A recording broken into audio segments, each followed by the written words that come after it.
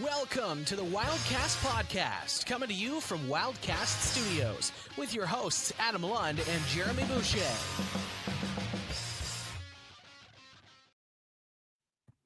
Welcome in again to the makeshift Wildcast studio for an episode of the Wildcast podcast daily at the Memorial Cup, your unofficial voice for all things of your 2025 Joe Corto Trophy Champion Moncton Wildcats, presented by Discount Flooring Center, a division of Fabulous Flooring. They're home to the largest variety of high-end, current, and discontinued lines of hardwood, ceramic, vinyl, and laminate flooring, luxury model tiles, and even blinds for purchase. If you're a DIYer out there, make sure to stop in. They've got an official state-of-the-art technology to give you a realistic visual of what you're trying to do. Located at 320 Collishaw Street in Moncton, or give them a call at 506-859-9909. As always, I am your host, Adam Lund, and I am joined in his very spectacular shirt. I feel like we should have opposite shirts. I on the water should have the lobsters. You should have the Wildcast shirt.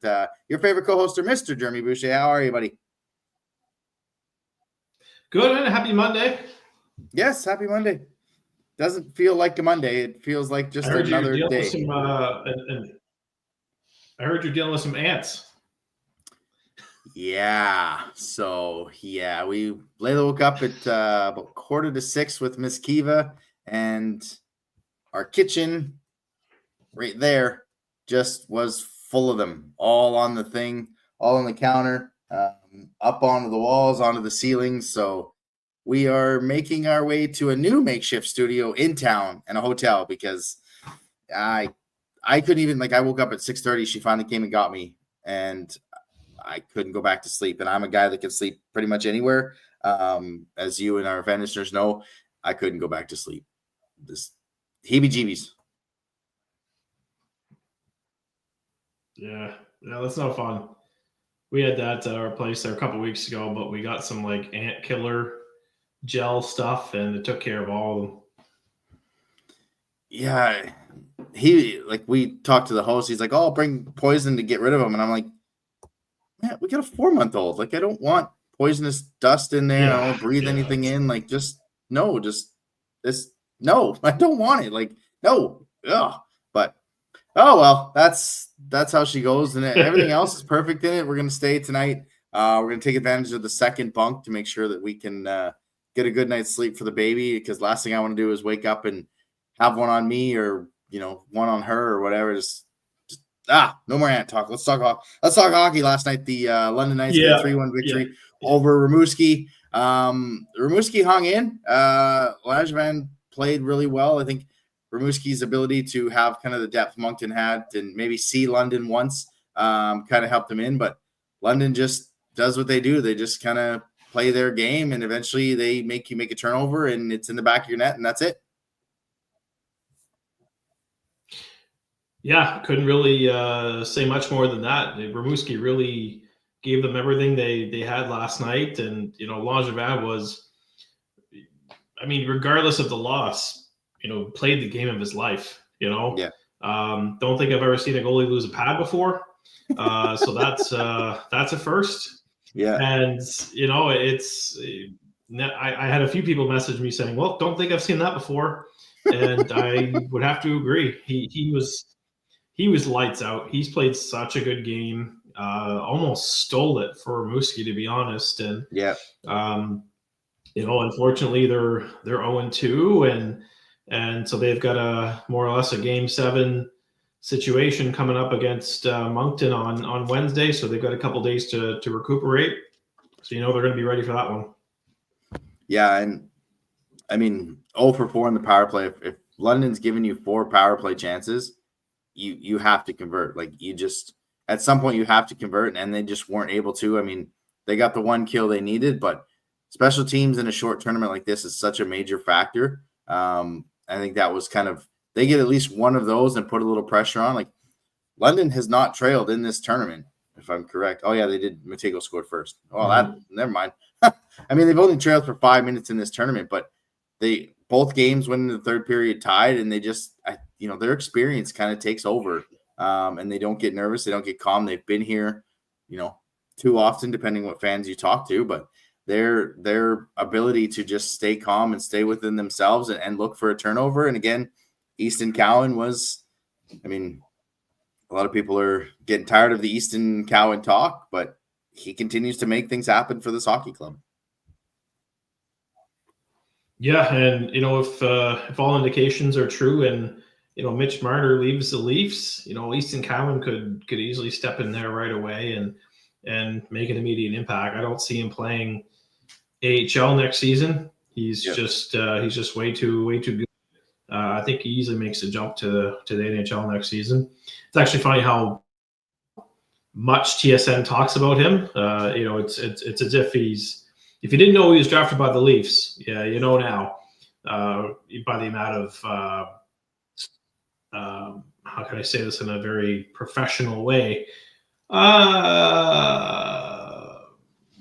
Coverage. Very nice things that TSN Yeah. has to say on a daily basis. Almost overly nice, like almost too much. Like I actually said that to Layla yesterday when we were watching the game. I'm like, so I said some things that I can't repeat here, but I was like, you think Easton Cowan would get the same coverage if Easton Cowan was a Blue Jacket pick or a Calgary Flame pick or anybody other, an Ottawa Senators pick, or just because it is the Toronto Sports Network putting these games on, he is the most talked about player. So but yeah, I mean, London now puts themselves in at least a semifinal berth, being 2-0. Rimouski, like you said, a game 7, and that's why this game tonight just becomes so much bigger. I'll hit the right drop, and we'll talk about that one. Weekly Rewind. Weekly Rewind is brought to you by Alpha's Appliance Solutions. Right now, they got the KitchenAid built-in savings event. Save $600 when you purchase 3, $800 when you purchase any 4, or $1,200 when you purchase 5 or more KitchenAid qualifying products. Now till June 4th, and for those and any other deals, go to appliancesolutions.ca. I mean, they've put themselves in a semifinal berth, and that's why tonight is so big. I mean, if you go 0-2, now the 2 Q teams are 0-4 combined. I don't think that's ever happened. I think this is the first time teams have been 0-3 since like 87 or something like that. But if you go down 0-2, that makes that game against Rimouski, where you had some success in the finals, a one-shot. And I don't want that. I don't want anything to do with a game 7 where a must win to get into a tiebreaker or a semifinal. Yeah, you're right. I mean, a Moncton win tonight guarantees them, at least a tiebreaker game. I think best case scenario is you win tonight and you win Wednesday, because I think the last thing you want to do is have to play Wednesday night, Thursday night, Friday night, and then Sunday. If that happens, you're a loss tonight and a win on Wednesday against Rimouski, you're playing 3 games in 4 days in 4 days, and they're the biggest, 3 games of the season. And I think you win tonight, and you win Wednesday, you can spare yourself that Thursday game. And I think that's, at this point, I think that's what they got to do. They got to play to win tonight. They got to play to win Wednesday to avoid playing 3 games in 4 days if you want to go all the way. Yeah, and even that, I mean, 5 and 7, right? Like it's a crazy schedule, and this isn't 3 and 4 in February. This is 3 and 4 where after Wednesday you're done if you don't win, and that's the crazy part about this tournament is you have to shift your mind so quickly in terms of we played a 7-game series. Okay, we're down 0-1. We can get another game, recoup, but no, this one, if you lose, like it puts this team's grit and resilience, as Gardner's like to say, up against the test. I believe in it. Was at the media scrum today. Stefan Leroux was trying to ask Gardner who was going to be the starting goaltender. Obviously, as we know, he doesn't like to give away anything with giving you everything you want to know. He just said his save percentage was pretty good. And he's like, so it's Rousseau? And he's like, the other guy's save percentage is pretty good too. So we still don't know who's going to go in net. Again, yesterday we talked about it. We're pretty sure it is Rousseau. I kind of believe it will be him. But it's going to be an interesting game against Medicine Hat. They are just like Rimouski. They are built, or just like London. They are built with a lot of NHL talent. They're going to get potentially Caden Lindstrom back, which makes a big difference for them just in their top six in general. And you'll hear from our interview with Will Bryant here coming up in a little bit. We talked about their depth, but I'm excited for this one. I actually think Moncton suits up better against Rimouski. Too many teams, too many days, been up too early. Suits up against Medicine Hat a little bit better than they did against London. Yeah, I mean, at the same time, you got to look. Medicine Hat's here for a reason, right? They're a champion. Yep. They went all the way in the playoffs without the services of Lindstrom and Basha. Yeah. So to do that, it's unbelievable. They still got a really good team with Bryce Pickford and Ryder Ritchie, and they're going to be playing. They're playing hard for their goalie too. It's he's got a tough story coming in. They're playing for him and him and his family. So emotionally, they've got a lot going on for them right now. Yeah, Harrison Minigan. I mean, he's 16-1. He was a playoff MVP in the WHL. So, you go from Austin Elliott, who was 33 or lost twice, to Harrison Minigan, who lost once in the playoffs. I mean, you're going against another good goaltender. So it should be a pretty good matchup. I don't know where. I'm so nervous, man. It's just watching this tournament when it's not your team. It's just fun to watch good hockey. It's just, I think the first goal in this one's key. I think Moncton needs to get that first goal, needs to play with the lead in this tournament instead of always climbing and always coming back. Mm-hmm. And yeah, I agree. We've seen what they're capable of doing when they play with the lead, and that's something that they haven't been able to do since Game 6 against Rimouski. So they were close against London. It was a one-shot difference. I think if they can play a full 60 minutes here tonight, they'll be fine. You think we see a shadow situation with Gavin McKenna? You think we see a Lounsbury line, like Lounsbury, Collard, and Smith on against that line, or you think he just tries to roll as much and get Gill and Johansson, which you'll see in a little bit. The media scrum, I asked Johansson about playing against McKenna because him and Gill have had a lot of hard minutes against top players. I think that's probably mostly the matchup is you see that defense group against McKenna's line. But again, we're not home team, so we don't have final change. Yeah, I think the idea of playing a shadow game is not the smartest way to approach it. I think you just go out and try to get Gill and Johansson against his line as much as possible, and hope for the best. I really, shadow situations are, it works out in certain moments, but I don't think the Memorial Cup's a smart time to do it. Yeah, and I think I kind of agree. Like, I think we're going to see lines going against him, maybe a defensive pair as much as you can. But I think if you're going to try and shadow him, I think a final is a time to try and shadow him. Let's see what they have with all the lines and not give away your strategy. And then when the game matters the most, then try and put that kind of strategy again. I guess just, do you have an X factor in tonight's game before we get to our interview? Do you have an X factor in tonight's game?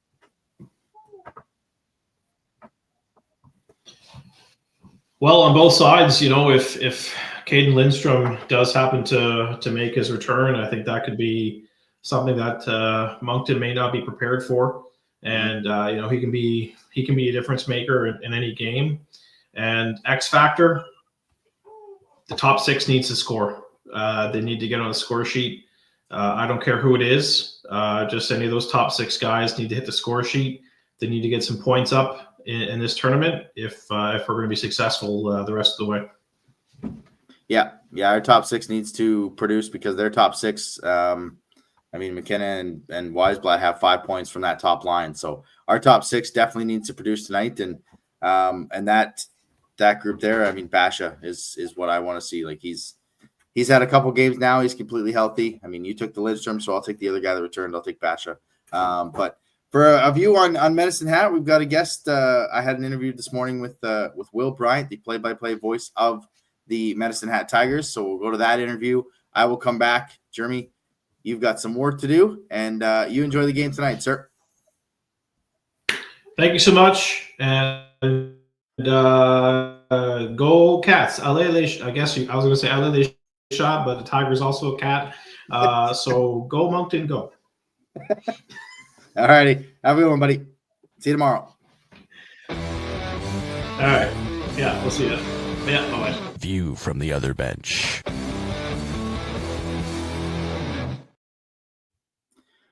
All right, and the view from the other bench is brought to you by Waterworks Pools and Spa, providing Atlantic Canadians with custom underground pools, spas, service, and supplies since 1986. If you're looking for a new spa service and maintenance by our trained technicians, or getting your pool water from green to clear, come see us at 194 Drive in Moncton, or call them at 859-1980.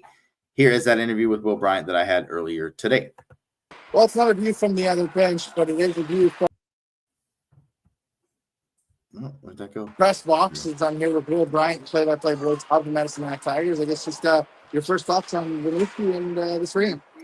Beautiful city, very European. My first time ever actually in Quebec, so quite enjoying the city, the culture. It's really unique. Other than feeling a little lost, being an Anglophone over here, really liking it, and the arena too. I heard a couple of the Finns calling it very European, and you really feel that it's a tight atmosphere, really loud, really enclosed, and playing Rimouski in the opener, you really got to feel the full effects of this part.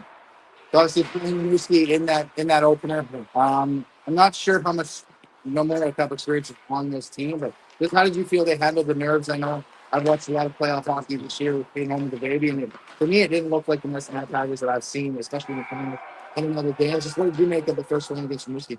I wouldn't say that there was a lot of nerves. I would think it was more a different level and a different style of competition. The biggest thing that I think was the hiccup for the Tigers in that opening game was the penalty kill. A penalty kill that had been consistently at 80% throughout the regular season, throughout the playoffs, a flat 80%. It was 1 for 4.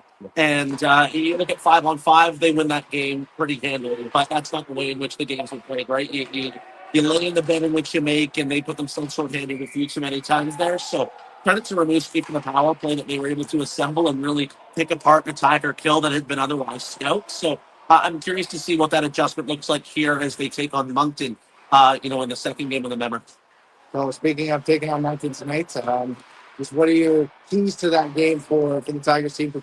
It's kind of a big game. If only going 2-0 and Winooski going 0-2, the team that gets this win can at least get themselves to the semifinal and set up. That win set up a showdown for a spot in the final. Yeah, really the key's going to be, they're going to say it's going to be play Tigers hockey. What that means and what that looks like is going to be, using your speed and, not shying away from playing physical as well. If you can, slow things up, jam things up in the neutral zone, not allow a lot of transition play from what's a fast Moncton club. You're also going to need to, figure out which one of these tendies you're going to have to beat. I'm sure they've got game plans for both. Rousseau looks spectacular, in that overtime loss to London. So, he's going to be a tough challenge to solve. They've played 20-year-olds kind of all playoffs long. In Swift currently played a 20-year-old. In Prince Albert, they played a 20-year-old. In Lethbridge, they played a 19-year-old. In WHL Camp and Jackson under. So they faced high-quality goaltending all road here.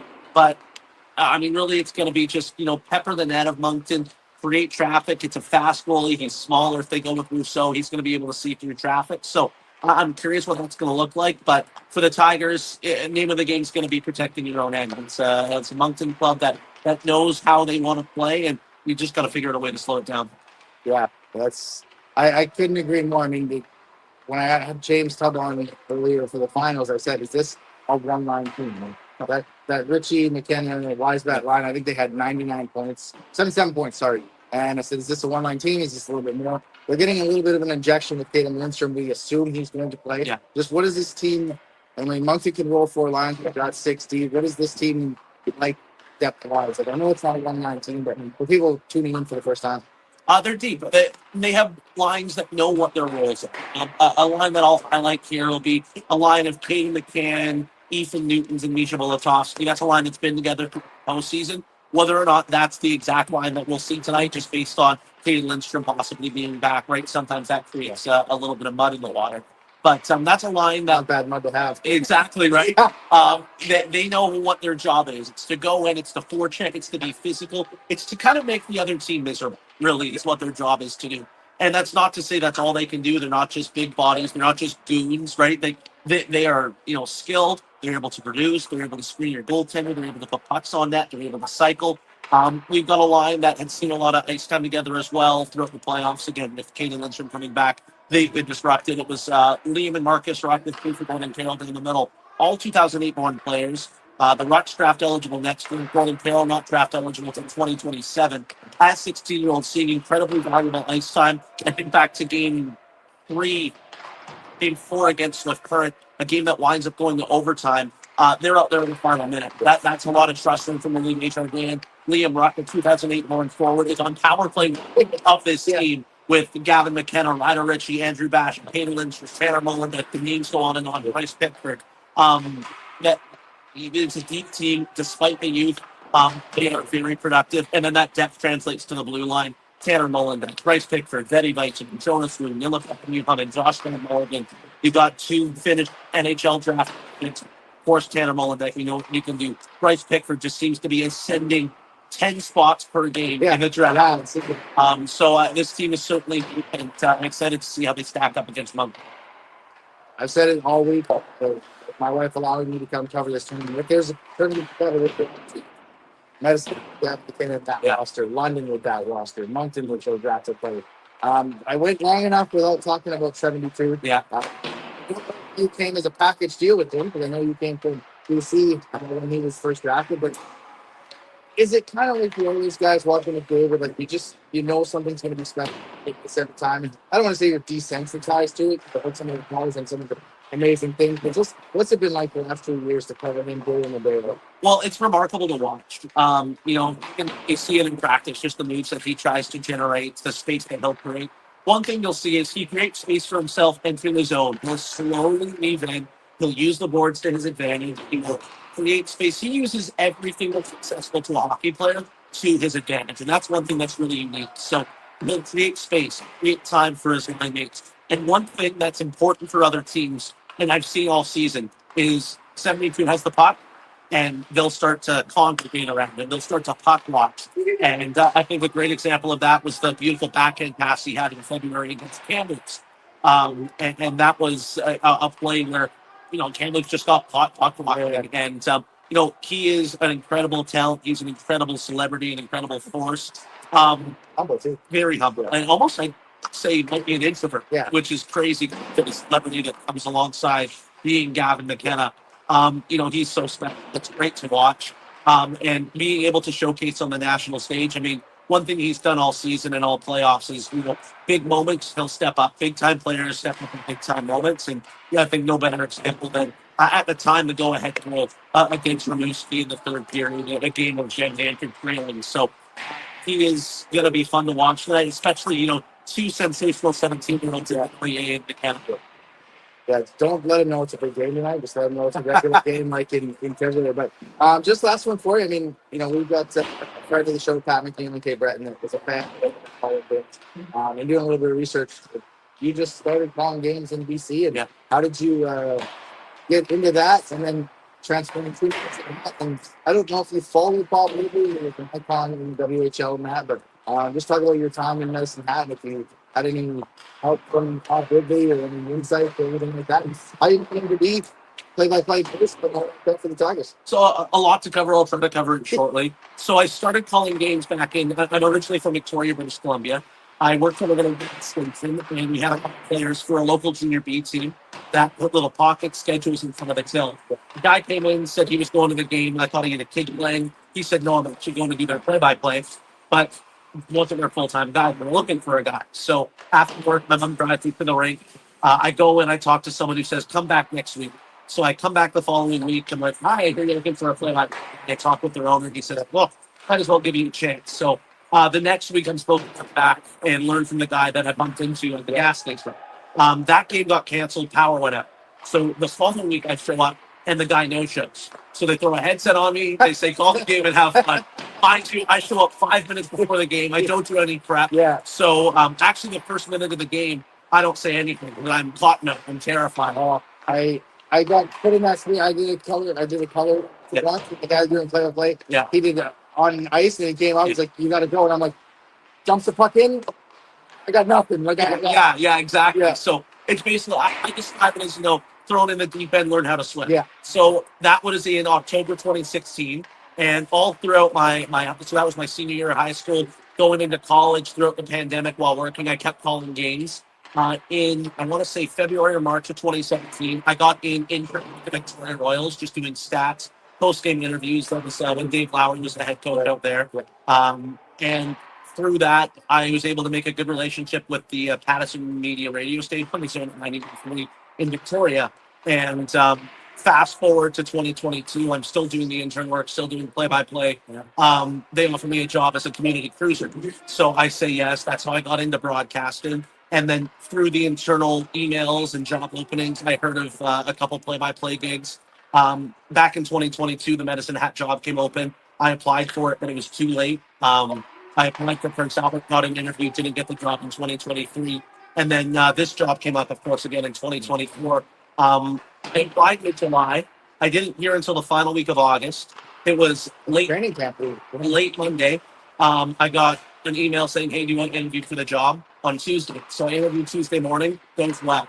I wake up Wednesday, hey, can you interview in an hour? Are you in Victoria? I'm in Victoria. So on the Wednesday, they're like, hey, can you interview with the Tigers? So I go, sure. Waiting in the interview. I'm a Victoria kid, grew up a Canucks fan. And then into the interview pops Willie Desjardins. I'm like, oh, all right, well, this is new. Yeah. Obviously, that interview went well. And then on the Thursday, it was about 4:00. I get a call, and they're like, hey, you got the job. So within a span of about, 72, 96 hours, I went from planning my life in Victoria, my then girlfriend, and all of these things. And I'm all of a sudden moving out to Medicine Hat. So I get up to the Hat. Bob Ridley's been a great resource. Been chatting with him kind of all season long. I've been having regular check-ins, making sure that he's happy with sort of the legacy being carried on and how the broadcast is sounding. And then even just before we came out here doing the Cup, I chatted with him for about 15, 20 minutes and just got an idea of Memorial Cup's past for this Tiger team, 73, 87, 88, 04, and 07, and just sort of get some tidbits to be able to discuss and really just use him as the resource in which he is. And as long as he's around, I'm going to continue to use him. And it's been nothing but welcoming. The city's been nothing but welcoming, as is the team. So you really couldn't ask for a better first year, but I'm loving being able to call games and really, give the moments that we're seeing the calls in which I feel they deserve. And it's creating those memories for fans back home is really a big thing. Like, that's what I remember the most. It's the feeling you get from listening to Shorthouse call the Game 7 winner against Chicago in 2011. I still remember how I felt hearing that, and being able to create those moments is really fun. Actually, the guys want to make me watch that too. Because they're like, you come in at the perfect time. You got to suffer like we suffered. Yeah. So, but no, I actually my first season ever calling in Peninsula, 936 3, and we made the play. Tough nights. Yeah.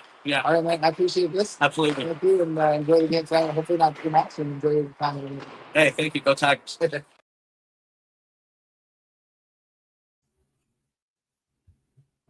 All right, thanks to Will Bryant from the Medicine Hat play-by-play for taking the time this morning to have an interview. Quite the story. Just working in a Petro Canada and ends up working for Victoria Royals and ends up being in Medicine Hat. So keep your dreams alive, kids. But yeah, again, tonight, Medicine Hat taking on Moncton on TSN.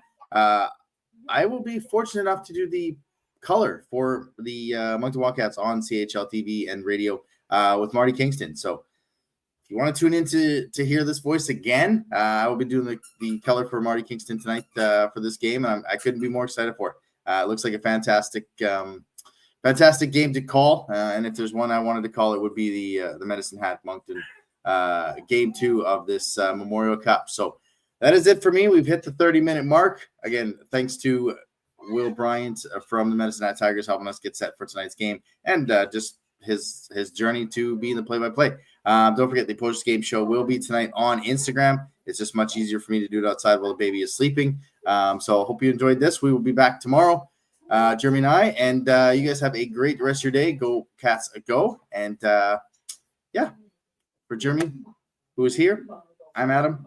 We'll see you tomorrow. Thanks for listening to another episode of the Wildcast podcast. Follow us on social media at Moncton Wildcast.